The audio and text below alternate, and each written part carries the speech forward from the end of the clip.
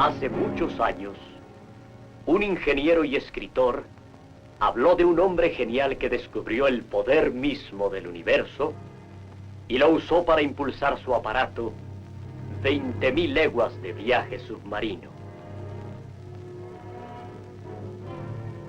Pero el héroe de esa historia tuvo miedo de que su poder cayera en las manos de una humanidad impreparada y prefirió destruir su propia obra.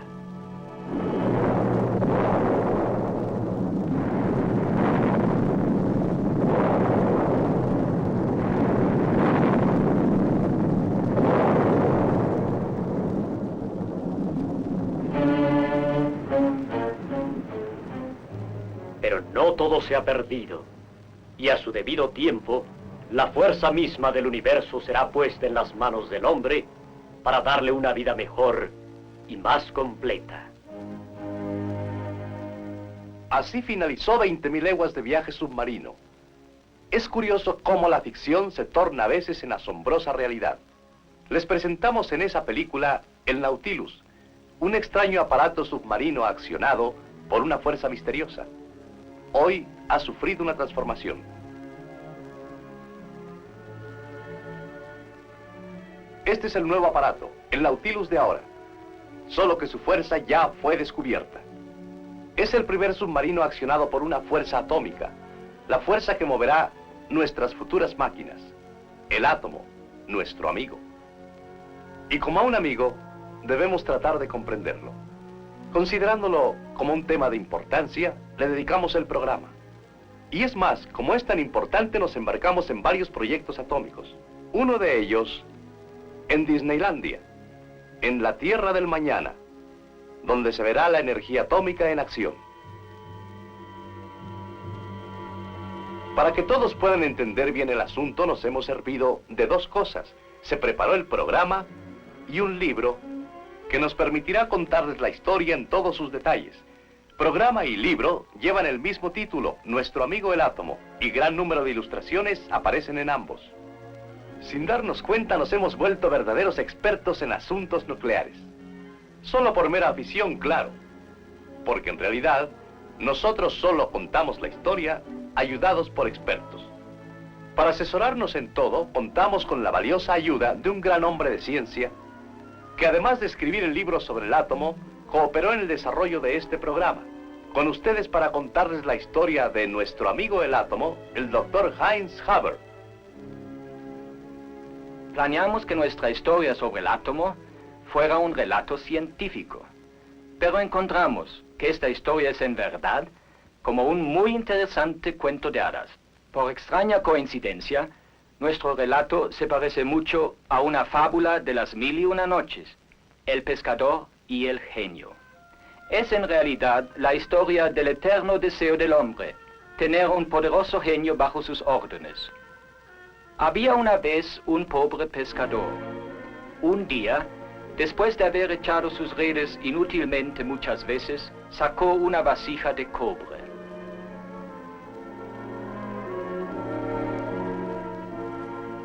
La vasija estaba tapada herméticamente. Maravillado ante su extraño hallazgo, exclamó: Yo creo que si esta vasija está tan bien cerrada, debe tener algo de mucho valor.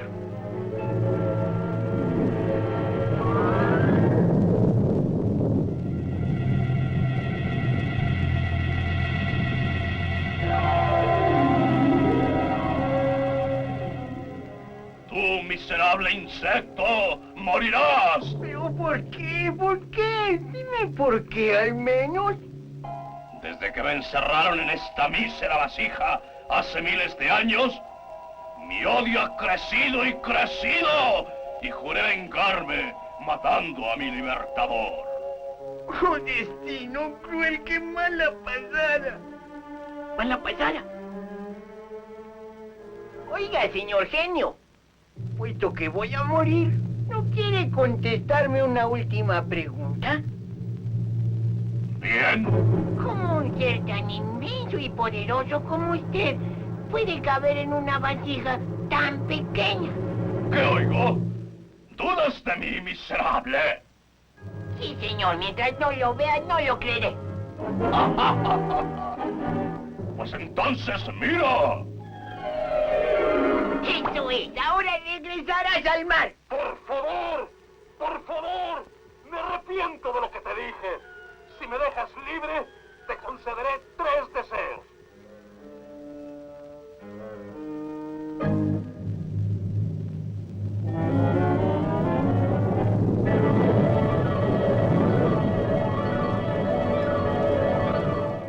Y así es la historia del átomo, hecha realidad gracias a la ciencia. Al igual que nuestro pescador, por cientos de años hemos tirado nuestras redes para explorar el inmenso mar de lo desconocido.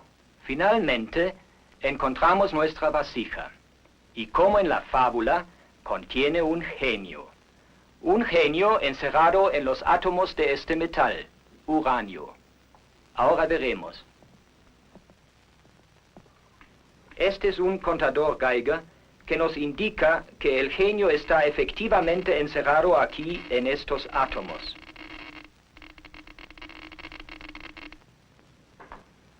Y esta será nuestra historia. Cómo la vasija fue descubierta, cómo el genio fue liberado y cómo después de amenazarnos, lo hemos convertido en nuestro gran amigo. La historia empieza en Grecia, 400 años antes de la era cristiana. En un tiempo se creyó que todo lo que existía se componía de 4 elementos básicos: tierra, aire, agua y fuego. Pero Demócrito, un filósofo de esa era, pensó que estos elementos se podrían dividir en partículas más pequeñas, a las que dio el nombre de átomo, que quiere decir indivisible. Si desmenuzo este pedazo de tierra, y a su vez la tierra la convierto en polvo, y si pudiera desmenuzar este polvo aún más, llegaríamos a lo que yo llamo átomos. En la distancia esta playa parece sólida, pero si la vemos de cerca nos damos cuenta de que está hecha de millones de granos de arena. Si consideramos los granos de arena como átomos y los juntamos, podemos hacer que adopten cualquier forma. Es así como la naturaleza usa sus partículas, los átomos, para formar todas las cosas: la tierra, el agua, el aire y el fuego. Si el aire y el fuego estuvieran hechos de pequeñas partículas, no podrían elevarse. Caerían a tierra como una lluvia de guijarros. Y así Aristóteles, famoso filósofo griego que marcó la ruta del pensamiento humano en los siguientes 2000 años, echó abajo la teoría del átomo.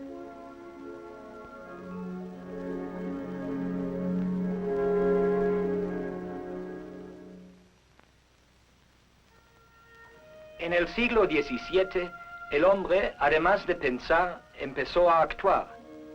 Adoptó una nueva filosofía: ver es creer. Entonces inventó el telescopio. Con él vio los cráteres de la luna.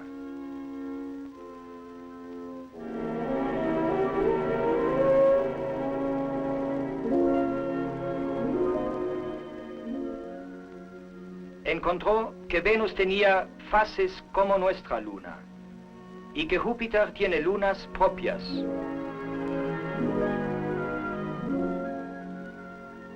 Pudo ver Marte y los bellísimos anillos de Saturno.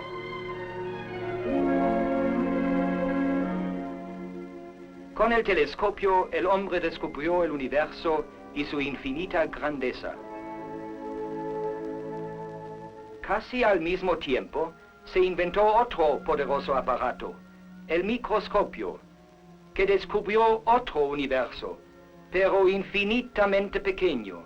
Era un maravilloso mundo lleno de formas extrañas y fascinantes, presentes en las cosas más comunes, tales como la madera, las plumas de las aves, los cuerpos de los insectos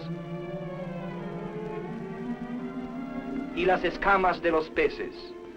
Había escondida una gran belleza en todo.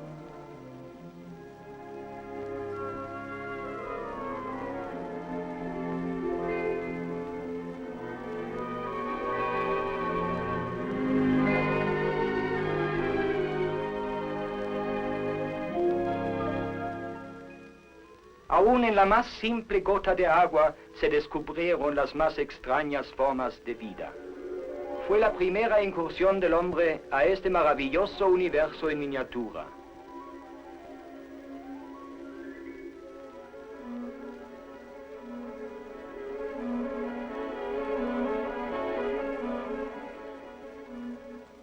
Así, pudo gozar de la belleza simétrica de los cristales. Y se maravilló ante las delicadas formas de los copos de nieve, tan variados que en miles no hay dos iguales. Las simétricas formas de los cristales escondían el secreto de la existencia del átomo. Claro que los átomos son demasiado pequeños para verlos en el microscopio, pero esto sugirió al hombre que toda la materia debería estar compuesta de partículas aún más pequeñas. Uno de los primeros hombres que exploraron estos mundos en miniatura fue John Dalton, un químico inglés que admitía ya la existencia del átomo. Esto fue a principios del siglo XIX. Creo firmemente que Demócrito estaba en lo cierto. Todo está hecho de átomos. Mi dibujo muestra cómo se agrupan para formar el cobre. En mi opinión, los átomos son como pequeñas bolitas indestructibles, unidas entre sí por alguna fuerza misteriosa. Cuando los átomos se agrupan capa sobre capa, millones sobre millones, forman un pequeñísimo cristal. Y al final todos los cristales llegan a formar los objetos de cobre que nos son tan familiares.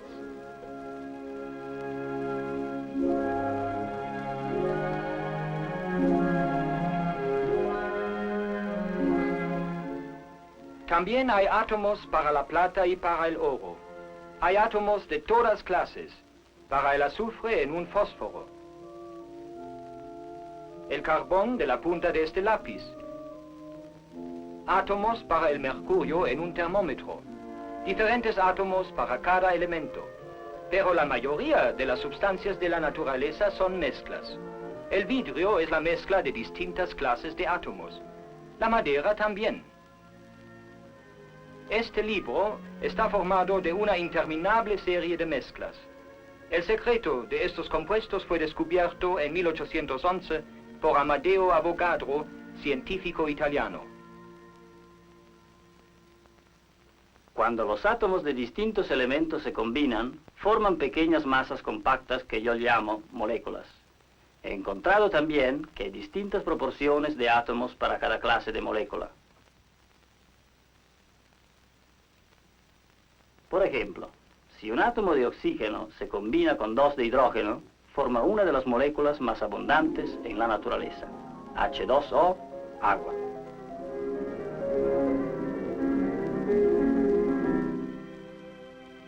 Se necesitan billones y billones de moléculas para formar una sola gota de agua. Son tan diminutas que no se pueden ver ni con el más poderoso microscopio. Sin embargo, el microscopio sí revela una importante fase de átomos y moléculas, que siempre están en movimiento. Estas partículas de polvo en una gota de agua son movidas constantemente por las moléculas de agua. Fue hace unos 100 años que un microscopio reveló el movimiento constante de las moléculas y los átomos.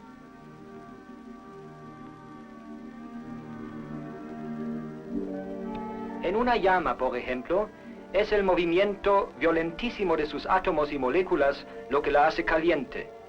Nuestra piel, mediante diminutos órganos, siente estos movimientos y le producen calor y aún dolor.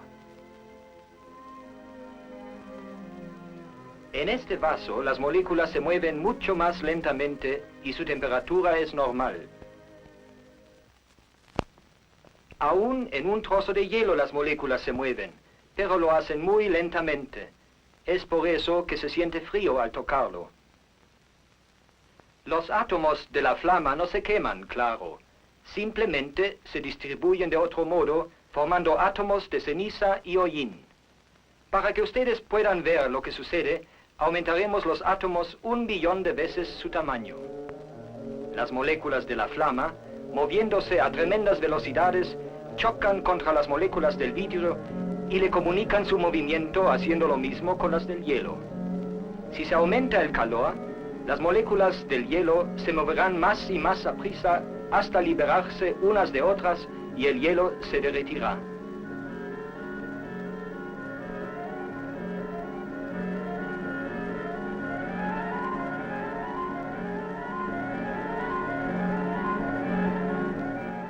Al aumentar la velocidad, el agua empezará a hervir y las moléculas se desprenderán en forma de vapor.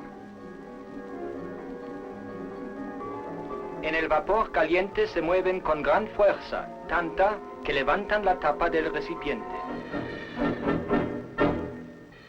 A esta fuerza se le dio diversos usos, originando la era mecánica.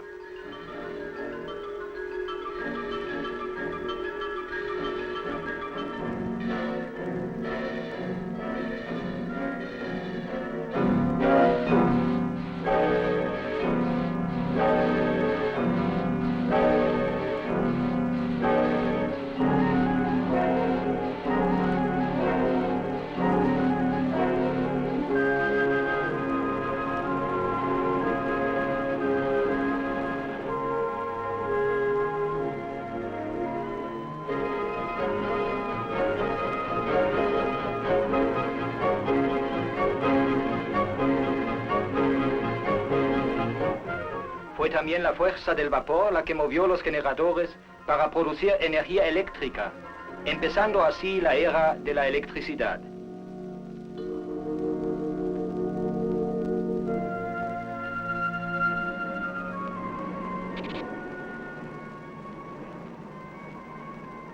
Cierto, el vapor era un gran servidor, pero demasiado hambriento, y con el tiempo agotaría todo el carbón y el petróleo. Este no era el genio que se buscaba. Es más, ni siquiera se había encontrado la vasija en que estaba encerrado.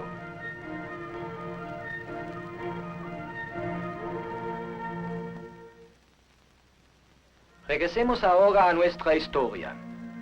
Lanzando sus redes los científicos al fin encontraron lo que tanto buscaron, lo que querían atrapar. El genio de la fábula, que es nuestro genio de hoy. Henri Becquerel, científico francés, lo descubrió accidentalmente en 1896. Hoy descubrí algo muy extraño. Accidentalmente dejé un pedazo de uranio en un cajón cerrado sobre una placa fotográfica envuelta. Al revelar la placa, encontré que estaba velada. Aparentemente, el uranio la veló, a despecho de la oscuridad y de la envoltura. Este uranio parece poseer cierta misteriosa actividad que le hace emitir radiaciones desconocidas. C'est extraordinaire. Becquerel había descubierto la radioactividad. Pierre y Marie Curie, otros dos científicos franceses, se interesaron mucho por este fenómeno.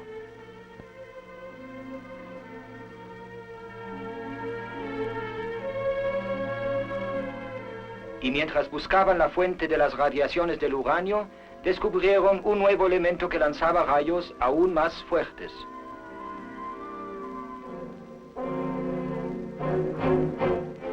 Mira, nuestro nuevo elemento. Emite tantas radiaciones que brilla en la oscuridad. Lo llamaremos radium. El radium resultó ser una misteriosa fuente de energía que no tenía trazas de agotarse. Esto era contra todas las reglas científicas de aquel tiempo. ¿Cómo podía una masa tan pequeña contener tanta energía? Este misterio revolucionó los cimientos mismos de la ciencia.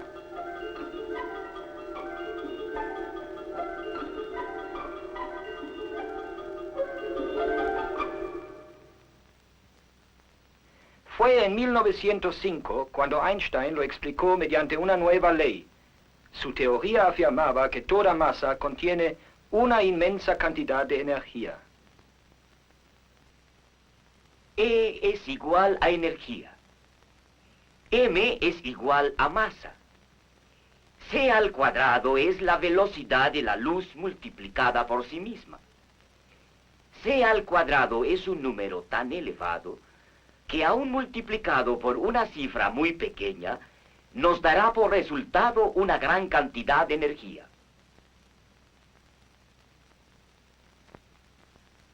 Esta es una explicación científica que entenderemos mejor a través de nuestra fábula. Einstein, como el pescador, encontró una poderosa fuerza dentro de una pequeña vasija.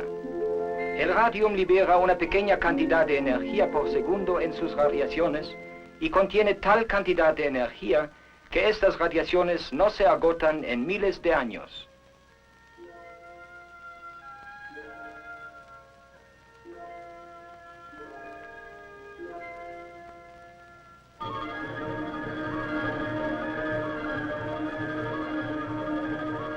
Estos rayos son en realidad fragmentos de átomos, por lo tanto, el átomo ya no podía considerarse la partícula más pequeña de la materia.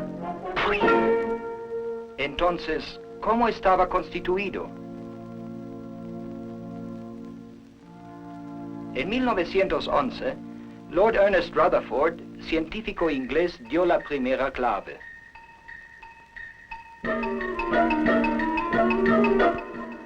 Hoy, durante mis investigaciones sobre el átomo, coloqué una pequeña cantidad de radium dentro de un bloque de plomo. El plomo absorbía todos los rayos, excepto los que podían escapar a través de una pequeña abertura. Construí lo que podría llamarse un rifle atómico.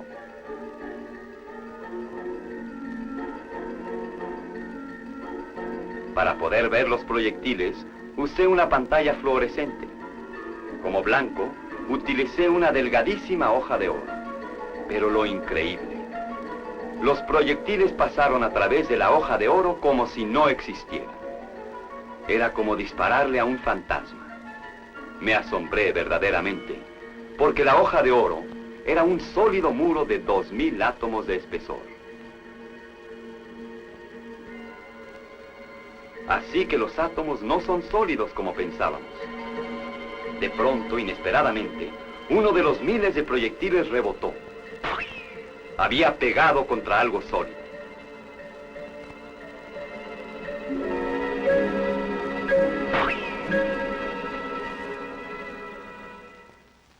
Solo puedo deducir que el átomo en sí es en su mayoría un espacio vacío, como una nube. De vez en cuando logré pegarle a algo sólido. Debe ser pequeñísimo, una diminuta partícula en el centro. Le llamaré el núcleo del átomo. Con el descubrimiento del núcleo, se empezó a entender cómo estaba constituido el átomo. La cubierta de un átomo parece sólida, pero es en realidad un enjambre de partículas eléctricas llamadas electrones que giran alrededor del núcleo como los planetas alrededor del Sol. Así que el átomo es un pequeño sistema solar.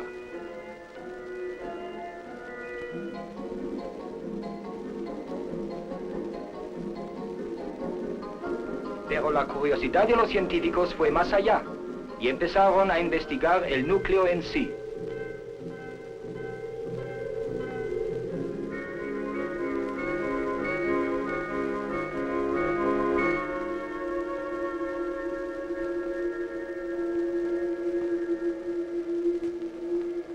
Encontraron que está formado de pequeñas partículas eléctricas que llamaron protones, que quiere decir partículas primitivas. Después se descubrieron aún otras partículas en el núcleo. Estas no tenían electricidad, son neutrales, por lo que se les llamó neutrones.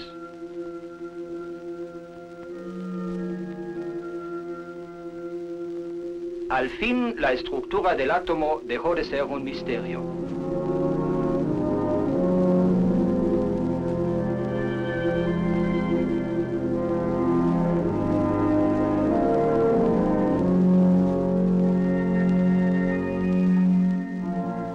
asombrosa es la naturaleza.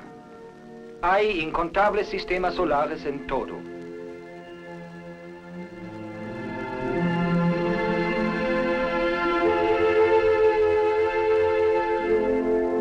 Existe un universo entero en la punta de un lápiz.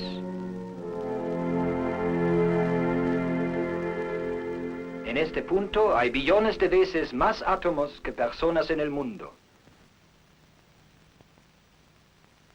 Hay muchas clases de átomos. Es interesante ver cómo varían de un elemento a otro. Empecemos con el número 1, el más simple. Un protón y un electrón forman el elemento hidrógeno, que es un gas muy ligero.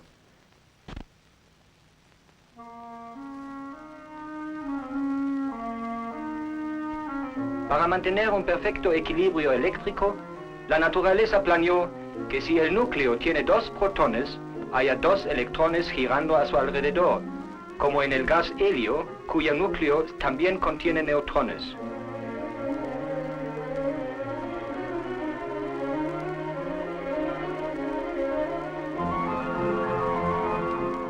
El átomo de carbón está compuesto de 6 protones y 6 electrones, además de algunos neutrones.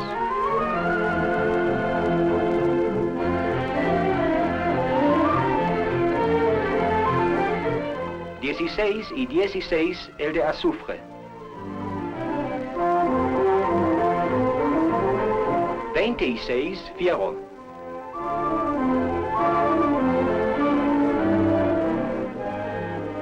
47 plata.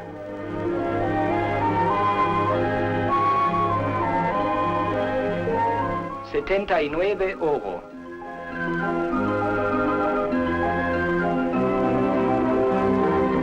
92 uranio, el famoso elemento radioactivo.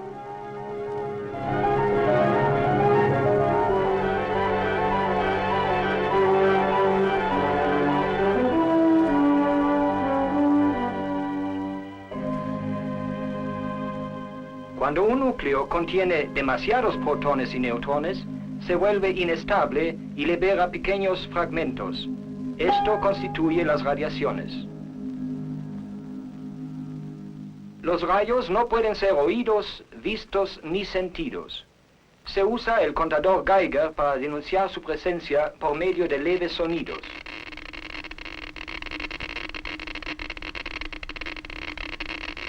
Les mostraré un aparato especial llamado cámara de niebla, con el que podremos observar estos rayos a simple vista. Contiene una pequeña porción de radium que libera gran cantidad de fragmentos atómicos. Claro que los fragmentos no se ven, pero observaremos su trayectoria en cada columnita de vapor. De cada átomo se puede desprender solamente un fragmento.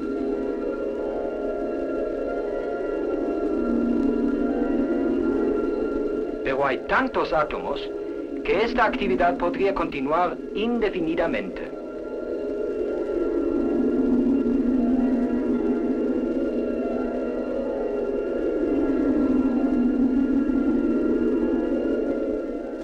Podríamos comparar un átomo radioactivo con una pequeña ratonera.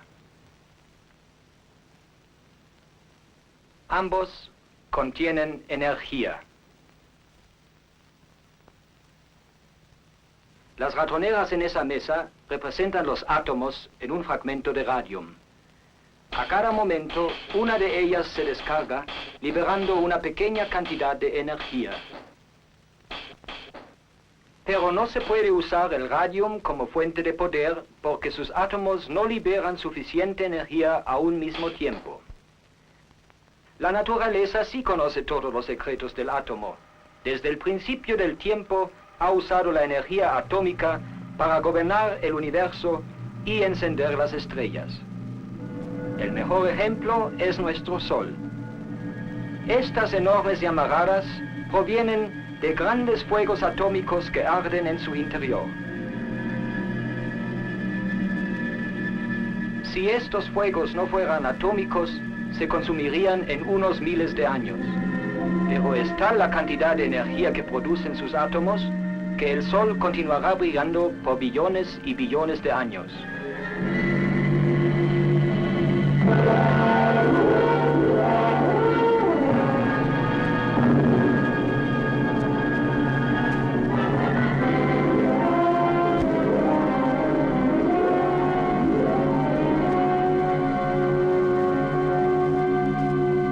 Durante mucho tiempo, solo la naturaleza supo cómo abrir la vasija que contenía la poderosa fuerza.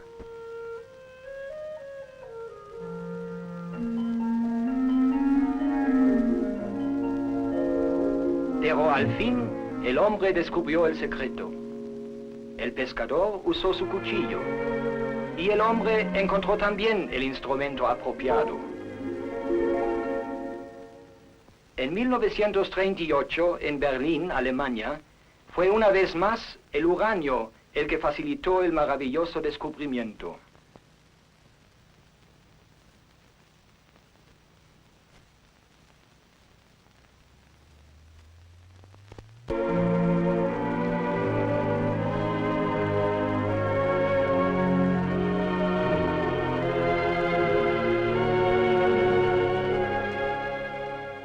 Otto Hahn y Fritz Strassmann bombardeaban los átomos del uranio usando neutrones como proyectiles.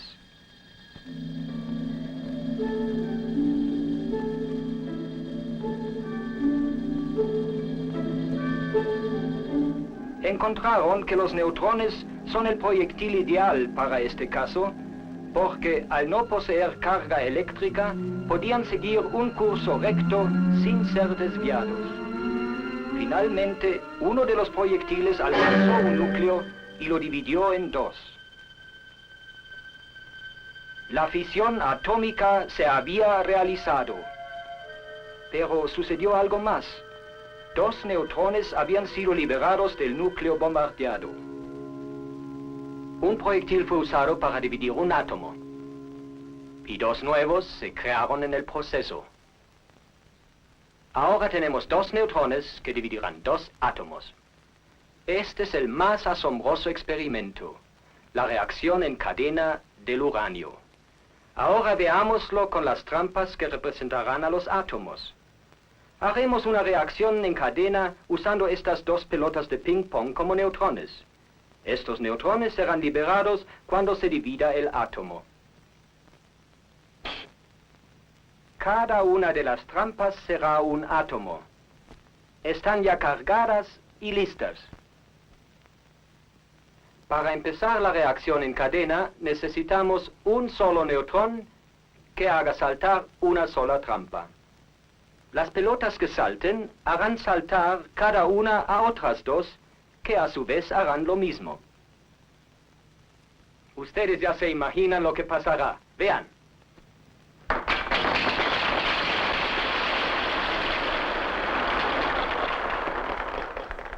La reacción atómica en cadena actúa exactamente del mismo modo.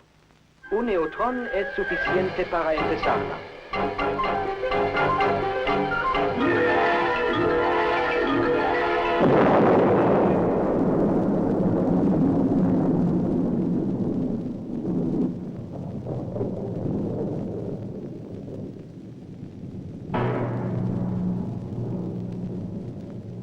El genio atómico había sido libertado y su fuerza devastadora era una grave amenaza.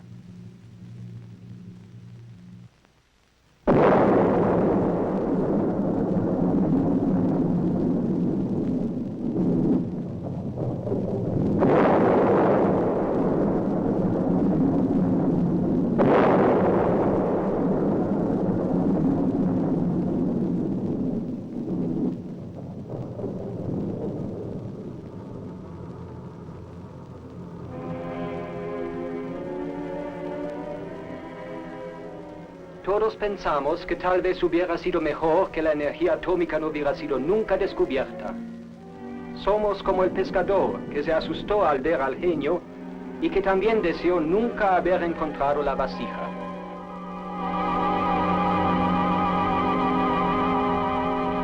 ¡Tú, miserable insecto! ¡Morirás! ¿Por qué? ¿Por qué? Pero nuestra fábula tuvo un final feliz. El pescador encontró la manera de hacer un amigo de su enemigo. Y afortunadamente, la ciencia ha hecho lo mismo. Una explosión atómica es algo más que una amenaza, es también un gran desperdicio de calor y radiaciones. Para utilizar esta energía, hay que hacer más lenta la explosión. Ahora les explicaré cómo. Con las pelotas de ping-pong podemos hacerlo disminuyendo la velocidad de la cámara.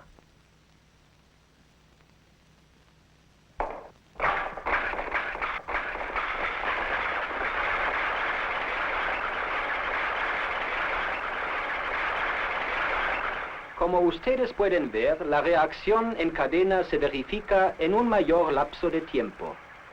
La energía se libera lentamente y se vuelve utilizable. Para lograr este mismo efecto, los científicos se sirven del famoso reactor atómico, que es en realidad un horno con paredes de concreto que no dejan pasar el fuego atómico. Se usan bloques de uranio como combustible.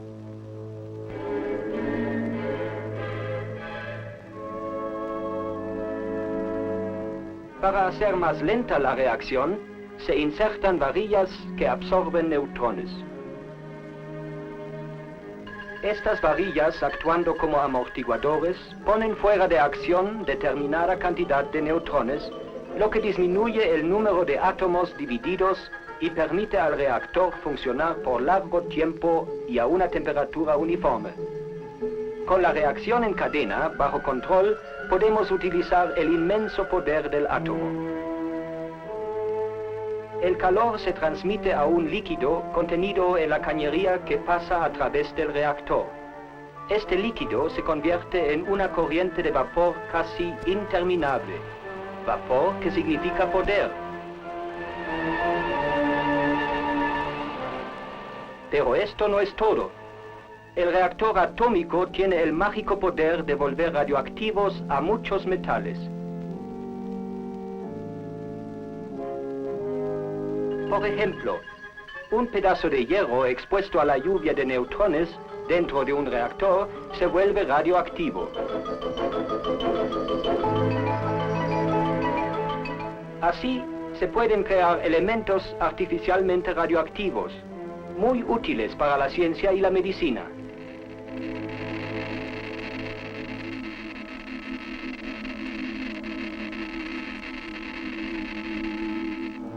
El reactor atómico nos da la oportunidad de convertir el átomo en nuestro mejor amigo.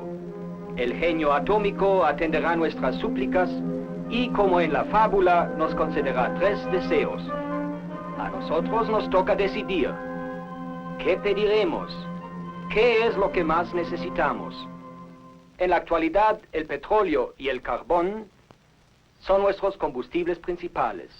Sin embargo, de seguro que llegará un día en que se agotarán. Así que lo primero será pedir fuerza. Aquí, con esta mano, les daré la fuerza del fuego mágico del átomo. El fuego atómico es una fuente casi inagotable de calor que nos producirá electricidad. Fuerza eléctrica para nuestra moderna civilización.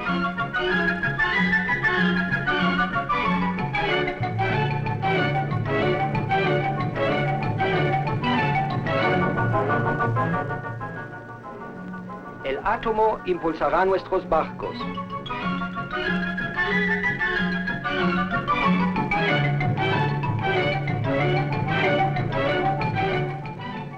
Y el submarino atómico ya en uso.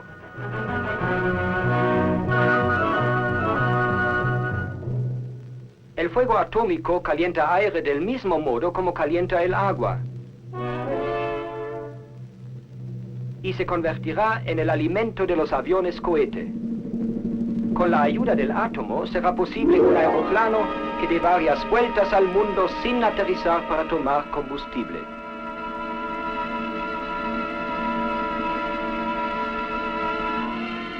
Con el tiempo será la fuerza atómica la que impulsará las naves del espacio.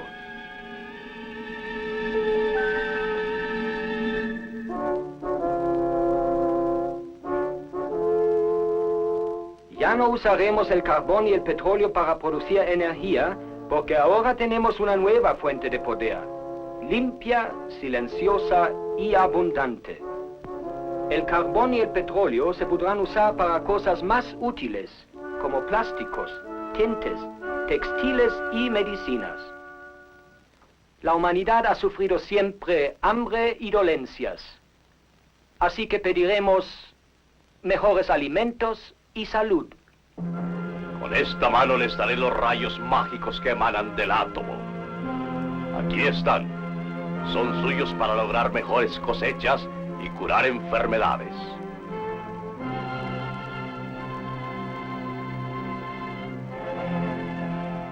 Son rayos mágicos en verdad, porque, por ejemplo, una aguja artificialmente radioactiva se puede encontrar fácilmente en un pajar.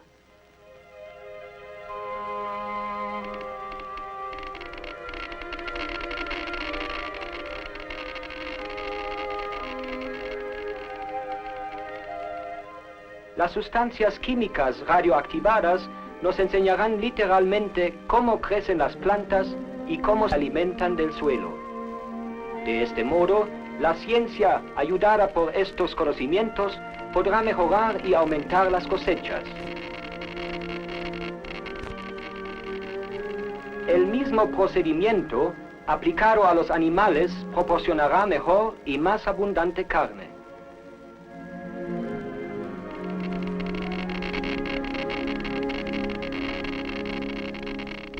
Y así el átomo creará más y mejores alimentos para la creciente población mundial. Estos mismos rayos son los instrumentos de la medicina atómica. Por ejemplo, el sodio radioactivo se usa para medir la velocidad de la corriente sanguínea en el cuerpo humano. Se inyecta en el brazo y el contador Geiger marca el tiempo que tarda en llegar al corazón. Es una gran ayuda para el reconocimiento de la víscera cardíaca.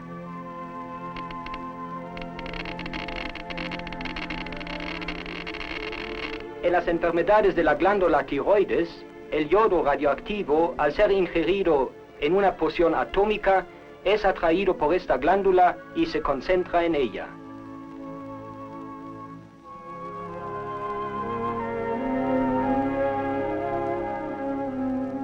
Con la ayuda de un contador Geiger especial, se marca el tiempo que tarda en hacerlo y se obtiene además una imagen precisa de la glándula y su localización.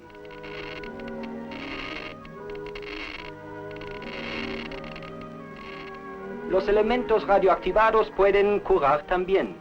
Por ejemplo, el fósforo alojado en los huesos puede curar ciertas enfermedades de la sangre.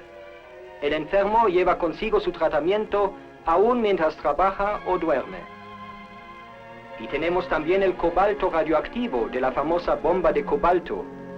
Pero esta es una bomba amiga que se usa para combatir una terrible enfermedad, el cáncer.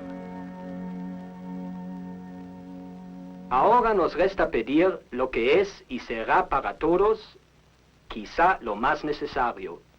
Muchas leyendas cuentan cómo la tercera petición llegó a nulificar y destruir los beneficios de las otras dos.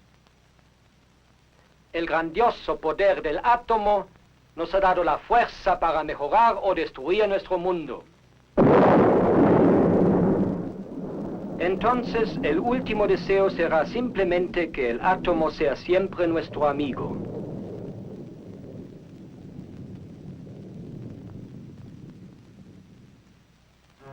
Los grandes pensadores del pasado nos dejaron una rica herencia de conocimientos, y nunca pasó por su imaginación que lo que ellos lograron con tanto sacrificio pudiera algún día significar nuestra destrucción. Así que está en nuestras manos el utilizar con inteligencia los tesoros del átomo para que el mágico toque del genio se extienda por todo el mundo y proporcione sus beneficios a la humanidad entera.